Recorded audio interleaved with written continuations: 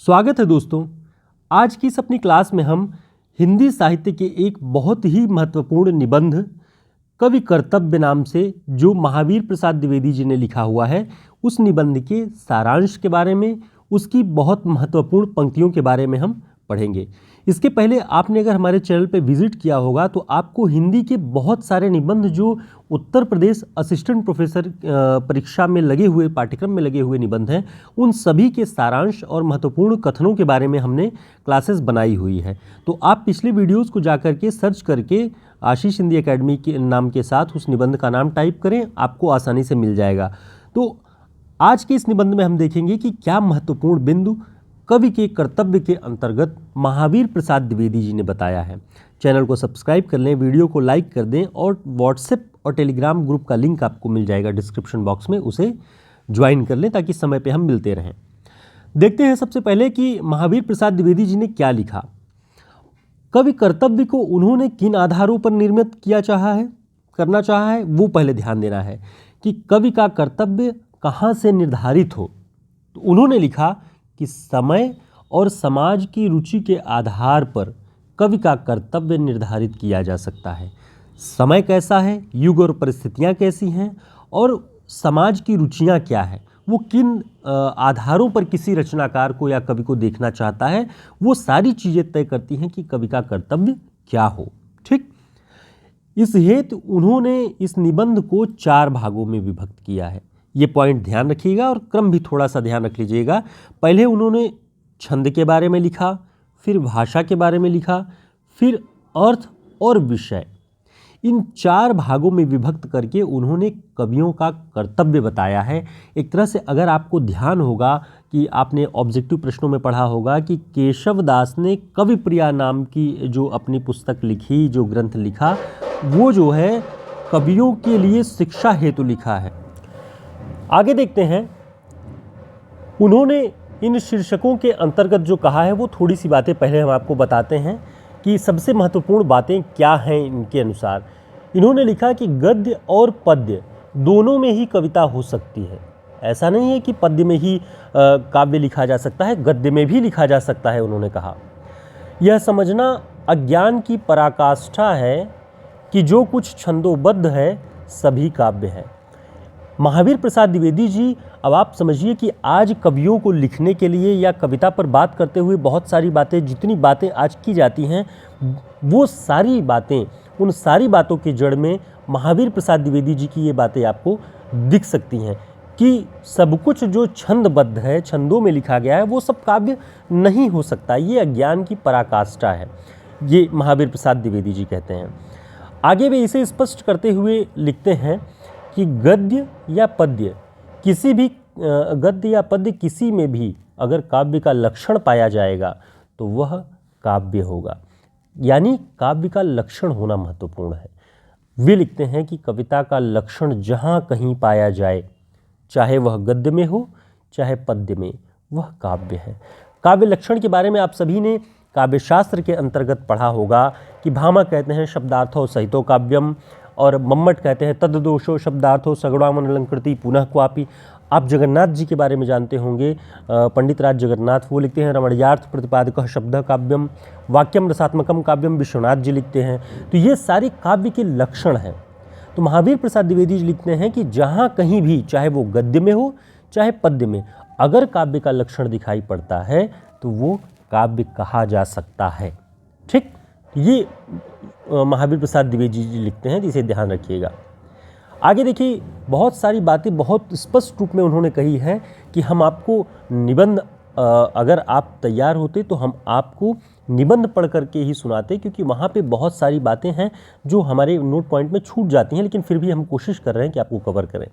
जैसे उन्होंने कहा कि लक्षणहीन है तो कितना भी छंदोबद्ध हो वह काव्य नहीं कहा जा सकेगा। अगर काव्य का लक्षण उसमें नहीं है और फिर भी उसमें छंद बहुत है तो वो काव्य तब भी नहीं कहा जाएगा, क्योंकि उसमें लक्षण नहीं है। महत्वपूर्ण क्या है? काव्य का लक्षण। और लक्षण युक्त होने से गद्य में भी लिखा गया होने पर काव्य की श्रेणी में ही शामिल होने का अधिकारी है। अगर लक्षण युक्त है और गद्य में लिखा है तो वो काव्य की श्रेणी में शामिल हो जाएगा। और लक्षणहीन है और छंद में लिखा गया है तब भी वो काव्य नहीं कहा जाएगा। इन दोनों बातों को बहुत अच्छे से आप ध्यान करके तैयार कर लें। आगे वे लिखते हैं कि इस लेख को जब उन्होंने छंद, भाषा, अर्थ और विषय में विभाजित करके लिखा हुआ है तो वो लिखते हैं कि जिसमें छंद पर लिखित विचार केवल पद्य के लिए विचारणीय है। यानी उन्होंने कहा कि भाषा, अर्थ और विषय ये तीन गद्य और पद्य दोनों पर लागू किए जा सकते हैं, लेकिन छंद जो है विशेष रूप से पद्य के लिए है, तो पद्य के बारे में ही उन्होंने छंदों को लिखा हुआ है। बाकी ये देखिए हमने कहा ना कि भाषा, अर्थ और विषय ये तीनों गद्य और पद्य दोनों में समान रूप से लागू होगा, क्योंकि भाषा गद्य में भी महत्वपूर्ण है, पद्य में भी। अर्थ की बात की अर्थ स्पष्ट हो, अर्थ का सौंदर्य हो, वो गद्य में भी देखा जाता है, पद्य में भी। और विषय कैसा है ये गद्य में भी देखा जाएगा, पद्य में। लेकिन गद्य में छंद की बात नहीं होती, छंद की बात जब होती तो वो पद्य में आता है। ठीक है दोस्तों, इस तरह के सभी नोट्स हमारे हिंदी साहित्य के शॉर्ट नोट्स में आपको मिलेंगे, जिसमें हिंदी साहित्य का इतिहास इसका शॉर्ट नोट्स है, काव्यशास्त्र, भाषा विज्ञान और रचनाकार विशेष पे आधारित ये 170 पेज का नोट्स है। और ये यूपीएचसीएससी का जो exam Uttar Pradesh assistant professor की भर्ती परीक्षा का होने वाली है, उसके पाठ्यक्रम में शामिल गद्य रचनाओं पर, जितनी गद्य रचनाएं हैं उन सभी पर निबंध, नाटक, कहानी, उपन्यास, हमने आपको इसकी अनुक्रमणिका भी शेयर की हुई है वीडियो बना करके। वो सारी चीज़ें इसमें आपको मिल जाएंगी जो परीक्षाओं की दृष्टि से बहुत उपयोगी है। साथ ही इसमें राम की शक्ति, पूजा, पद्मावत, मुक्तिबोध की कविता, अंधेरे में, रहीम का काव्य, मीरा का काव्य, वो भी हमने अतिरिक्त रूप से शामिल किया है। और प्रैक्टिस सेट भी हैं टेक्स्ट पर आधारित इसमें। तो जो लोग असिस्टेंट प्रोफेसर की परीक्षा की तैयारी कर रहे हैं, परीक्षा में गिने चुने 50 से 60 दिन हैं, आप ये ले करके कम समय में इन सारी रचनाओं के बारे में रिपोर्टाज, कहानी, आत्मकथा, जीवनी, इसके अलावा निबंध, नाटक, सब के बारे में यहाँ से शॉर्ट नोट से पढ़ सकते हैं। तो आप हमारे इस व्हाट्सएप नंबर पर संपर्क करके इसे ऑर्डर कर सकते हैं। आगे देखते हैं कि कवि कर्तव्य के बारे में और क्या लिखते हैं महावीर प्रसाद द्विवेदी जी। वे लिखते हैं कि जिन पंक्तियों में वर्णों या मात्राओं की संख्या नियमित होती है वे छंद कहलाती हैं। यानी जिन पंक्तियों में वर्णों या मात्राओं की संख्या नियमित हो, निश्चित हो, निश्चित आवृत्ति में हो, वे छंद कहलाती हैं। और छंदों में जो कुछ कहा जाता है वह पद्य कहलाता है। ये बात महावीर प्रसाद द्विवेदी जी की है। आप इसे ध्यान से पढ़ लें ताकि कभी भी ये पंक्ति अगर पूछ ले कि यह किसने लिखा है, किस निबंध में लिखा है, तो आप पहचान सकें। आगे वे लिखते हैं कि कोई कोई छंद और पद्य दोनों को एक ही अर्थ का वाचक मानते हैं। कोई कोई माने कोई कोई रचनाकार, कोई कोई विद्वान छंद और पद्य दोनों को एक ही अर्थ का वाचक मानते हैं। यानी छंद कहा तो पद्य समझिए, पद्य कहा तो छंद समझिए, इस तरह की बात है। कभी भी ऑब्जेक्टिव प्रश्न में आए कि पद्य और छंद से आशय अन्य क्या लगाया जाता है, तो पद्य ध्यान रखिएगा। आगे देखते हैं, द्विवेदी जी विषय अनुकूल छंदों के प्रयोग पर बल देते हैं। यहाँ से इस निबंध की महत्वपूर्ण बातें शुरू हो जाती हैं जो कि आपको ध्यान रखना है। वो कहते हैं कि जैसा विषय हो वैसे ही छंदों का प्रयोग करना चाहिए एक अच्छे कवि के लिए, एक अच्छे रचनाकार को। वे लिखते हैं कि काव्य के मर्मज्ञ निपुण कवि स्वयमेव जान सकते हैं कि कौन सा छंद कहाँ विशेष रूप से शोभावर्धक होगा। प्राचीन संस्कृत कवि इसका पूरा पूरा विचार रखते थे। प्राचीन संस्कृत कवि क्या विचार रखते थे कि कौन सा छंद किस विषय के अनुरूप काम करता है। जैसे उदाहरण के रूप में उन्होंने बताया कि ऋतुओं का वर्णन उपजाति छंद में किया जाना चाहिए, नीति का वर्णन वंशस्थ में करना चाहिए, चंद्रोदयादि का वर्णन रथोद्धता में करना चाहिए, वर्षा और प्रवास का मंदाक्रांता में, स्तुति, शौर्य आदि गुणों का शार्दूल, विक्रीडित और शिखरणी में करना चाहिए। दोधक वृत्त का पालन करते हुए 3 अक्षर वाले शब्दों का प्रयोग इसमें किया जाता है दोधक वृत्त में। तो कभी भी ऑब्जेक्टिव प्रश्न में पूछ ले कि स्तुति या शौर्य आदि का किस छंद में गान किया जा सकता है, लेखन किया जा सकता है, तो शार्दूल, विक्रीडित और शिखरणी में, वर्षा और प्रवास का मंदाक्रांता में। ये बातें अगर आप ध्यान रखेंगे तो आप इस निबंध से आने वाले प्रश्नों को आसानी से बेहतर कर सकते हैं। जैसे उन्होंने लिखा कि एक तोटक वृत्त होता है, उसमें रूखे अक्षर वाले शब्द रखे जाते हैं, जिसमें रूखे सूखेपन वाले भाव आते हैं जिन शब्दों में। इसकी विशेषता क्या होती है? इसमें ताल की द्रुत गति होती है, ऐसा लगता है कि ताल तेजी से बदल रहा है, तो तोटक वृत्त हो जाता है, रूखे अक्षर होते हैं उसमें। उनका मानना है कि दोहा, चौपाई, सोरठा, घनाक्षरी और सवैया, इन सभी का प्रयोग हिंदी में बहुत हो चुका है। अब संस्कृत काव्यों में प्रयुक्त, अब देखिए आगे वो बता रहे हैं कि संस्कृत काव्यों में जो प्रयुक्त है द्रुत विलंबित, वंशस्थ और वसंत तिलका, इन सभी का प्रयोग हिंदी में विशेष रूप से किया जाना चाहिए, इससे हिंदी काव्य की शोभा बढ़ेगी। तो ये संस्कृत के छंद हैं, वंशस्थ, वसंत तिलका और द्रुत विलंबित, इन सभी का प्रयोग हिंदी में किया जाना चाहिए, ऐसा सुझाव महावीर प्रसाद द्विवेदी जी देते हैं। वे कहते हैं कि जिस कवि से जो छंद सध जाए उसे उसी में रचना करना चाहिए, दूसरे छंदों का प्रयोग वो न करें तो ही अच्छा है। अगर नहीं करते हैं, जैसे मान लीजिए कि तुलसीदास चौपाई लिखते थे, अगर वो अन्य कोई छंद बेहतर नहीं जानते तो वो उसका प्रयोग न करें तो कोई बुराई नहीं। यही सुझाव वो कवियों को देते हैं कि अगर आप दोहे में परिपक्व हैं, दोहे में बेहतर रचना कर सकते हैं तो आप दोहे में कीजिए, किसी अन्य में आप हाथ मत लगाइए। उदाहरण के लिए उन्होंने कई कवियों के नाम भी गिनाए हैं, जैसे उन्होंने कहा कि तुलसीदास ने चौपाई और बिहारी लाल ने दोहा लिखकर ही इतनी कीर्ति का संपादन किया है। तो ये बात महत्वपूर्ण है। इसके अलावा उन्होंने कालिदास की बात की कि कालिदास ने मंदाक्रांता का प्रयोग करके अपनी कीर्ति स्थापित की, भारवी ने वंशस्थ का, राजशेखर ने शार्दूल विक्रीडित आदि जो हैं ये इस तरह के कवि थे जिन्होंने स्पेशल किसी एक छंद को पकड़ के, उस पैटर्न को पकड़ के उस पर खूब रचनाएं की और अपनी प्रसिद्धि प्राप्त की। आप ध्यान देंगे तो तुकबंदी पर लिखी जाने वाली कविताओं की खूब चर्चा रही कि मुक्त छंदों में निराला ने कविता का आरंभ किया। ये विचार उस दौर में चला और उसी दौर में महावीर प्रसाद द्विवेदी जी ने पहले ही ये अपना विचार प्रकट कर दिया था कि बहुत दिन से हिंदी में तुकबंदी वाली कविताओं की रचना की जा रही है और अनुप्रास युक्त, यानी अनुप्रास में जो होते हैं कि पैटर्न की एक ही टाइप के शब्दों, तरन तनुजा, तट तमाल, तरबर बहुछाए, इस तरह के अगर आपके पास शब्दकोश नहीं है तो आप बेहतर रचना नहीं कर सकते। अनुप्रास और तुकबंदी वाली रचनाओं के कारण बहुत सारा अर्थ स्पष्ट नहीं हो पाता, शब्दों के उचित प्रयोग के न हो पाने के कारण। इसलिए वे कहते हैं कि बिना तुकबंदी वाली कविताओं का अभ्यास भी हिंदी वालों को करना चाहिए। देखिए, निराला जिस टाइम में ये प्रयोग कर रहे थे उस टाइम में विचार के रूप में महावीर प्रसाद द्विवेदी जी भी कवि कर्तव्य लिख करके ये बात कहते थे। वो लिख रहे हैं कि बिना तुक वाली कविता लिखने अथवा सुनने का अभ्यास होते ही वह भी अच्छी लगने लगेगी, इसमें कोई संदेह नहीं है।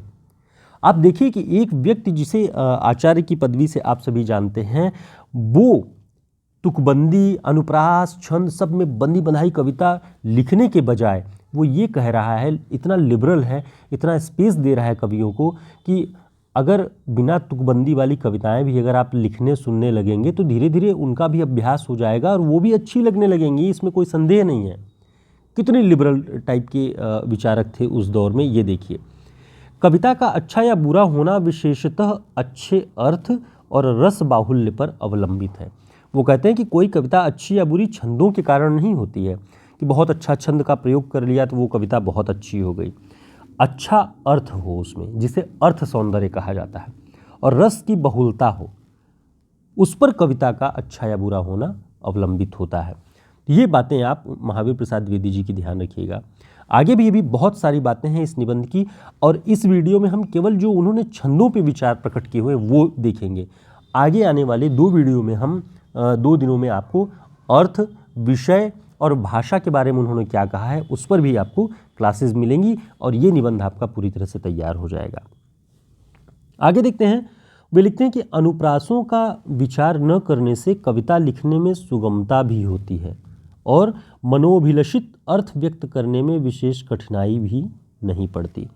अनुप्रासों का दबाव ऐसा होता है कि आपको अगर कोई अनुप्रास बनाना, आप सभी अनुप्रासों के कई भेद जानते हैं, अलंकारों में भी कई सारे भेद जानते हैं, उन सभी का पालन करने में कवि के मन की जो भावना है वो कहीं दब जाती है, क्योंकि सारा प्रयास तो अनुप्रासों के प्रयोग पे चला गया, सारा ध्यान कलात्मकता पे चला गया, तो जो मनोभिलषित मन की अभिलाषा वाला अर्थ है वो प्रकट नहीं हो पाता काव्य में। ये महावीर प्रसाद द्विवेदी जी कह रहे हैं। अब आप महावीर प्रसाद द्विवेदी जी के प्रगतिशील विचारों की परख को इस बातों से समझ सकते हैं कि वो कितने प्रगतिशील थे अपने दौर में, कितने प्रगतिशील उनके विचार थे लेखक को लेकर के, भाषा को लेकर के, छंदों के प्रयोग को लेकर के, कि आप इस पंक्ति से समझिए। वो कहते हैं कि किसी भी प्रचलित परिपाटी का क्रमभंग होता देख प्राचीनता के पक्षपाती बिगड़ खड़े होते हैं और नई चाल के विषय में नाना प्रकार की कुचेष्टाएं और दोषोद्भावनाएं करने लगते हैं। यह स्वाभाविक बात है। यानी वो कहते हैं कि जो प्रचलित परिपाटी है उसका क्रमभंग, कोई उसको तोड़ रहा है प्रचलित परिपाटी को, तो जो प्राचीनता के पक्षपाती हैं वो एकदम परशुराम हो जाते हैं, बिगड़ खड़े उठते हैं। और जो नई चाल, नए विचारों वाले लोग हैं, नए ढंग की कविताएं लिखने वाले लोग हैं, नया प्रयोग करने वाले लोग हैं, उनके प्रति नाना प्रकार की कुचेष्टाएं और दोषों की उद्भावनाएं करने लगते हैं। स्वाभाविक बात है। और आप सभी परिचित होंगे प्रयोगवाद से। जब प्रयोगवादी कविताएं लिखी जाने लगी कितने दोष मढ़े गए, नई कविता लिखी जाने लगी कितने दोष मढ़े गए। इसी तरीके से छायावादी कविताओं के प्रति भी बहुत सारी जो दोषोद्भावनाएं थी लोगों ने किया, आलोचकों ने किया, विद्वानों ने किया। तो हर दौर की जो नए चाल की रचना होती है, नए चाल का जो लेखन होता है, उस पर प्राचीनता के पुराने मूल्यों के जो पक्षपाती होते हैं वो टीका टिप्पणियाँ करते हैं, वो तमाम तरह की कुचेष्टाएं करते हैं कि ये प्रवृत्तियाँ दब जाएं, ख़त्म हो जाएं, उन्हें पूरी तरह से गिराने का प्रयास करते हैं। और ये स्वाभाविक बात है। महावीर प्रसाद द्विवेदी जी के अनुसार वे पूरी तरह अनुप्रासों के विरोध में नहीं हैं। इन बातों से ये भी न मान लिया जाए कि वे कहते हैं कि अनुप्रासों का प्रयोग होना ही नहीं चाहिए, ऐसा वे नहीं कहते, बल्कि वे यह कहते हैं कि हमारा कथन तो इतना ही है कि इस प्रकार के छंदों के साथ अनुप्रासहीन छंद भी लिखे जाएं बस। यानी सब कुछ लिखिए, इस प्रकार के सारे छंद लिखिए, लेकिन अनुप्रासहीन छंद भी लिखे जाएं बस। ये जो तरीका है एक विचारक का, इसीलिए एक तरह से पितामह के रूप में महावीर प्रसाद द्विवेदी का नाम हिंदी साहित्य में लिया जाता है। हिंदी भाषा के विकास के संवर्धन, परिवर्धन, इन सभी क्षेत्रों में महावीर प्रसाद द्विवेदी जी का नाम लिया जाता है। और कवि कर्तव्य की जो ये शिक्षा दे रहे हैं अपने इस निबंध के माध्यम से, मुझे तो लगता है कि प्रत्येक हिंदी साहित्य के विद्यार्थी को गंभीरता से पढ़ना चाहिए। परीक्षाओं की दृष्टि के बजाय भी जो लोग लेखन में रुचि रखते हैं, अच्छा लिखना चाहते हैं, उनको इस निबंध को पढ़ना चाहिए, उसको आत्मसात करना चाहिए, क्योंकि बहुत सारे मूल्य एक रचनाकार के लिए जो आवश्यक होते हैं वो इस निबंध में दिखाई पड़ेंगे। तो दोस्तों, ये वीडियो आपको कैसा लगा ज़रूर बताएं। आगे हमारे जो आने वाले वीडियोज़ हैं, इस निबंध के जो उन्होंने भाषा, अर्थ और विषय के बारे में जो बातें कही हैं वो भी हम 15 से 20 मिनट में समझ जाएंगे, पढ़ लेंगे, ताकि परीक्षाओं में हमसे गलतियाँ न हो इस निबंध के विषय में। नमस्कार, फिर मिलते हैं एक नई क्लास में। शुभकामनाएं।